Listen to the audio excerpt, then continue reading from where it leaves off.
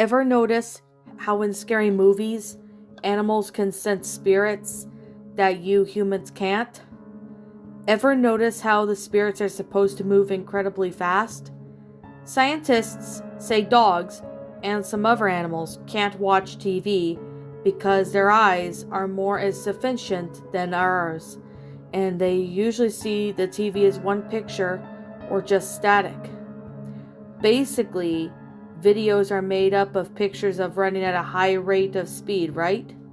It would be like if I sped a video up to 100 times, and all you gotta see is static, right? Same with dogs.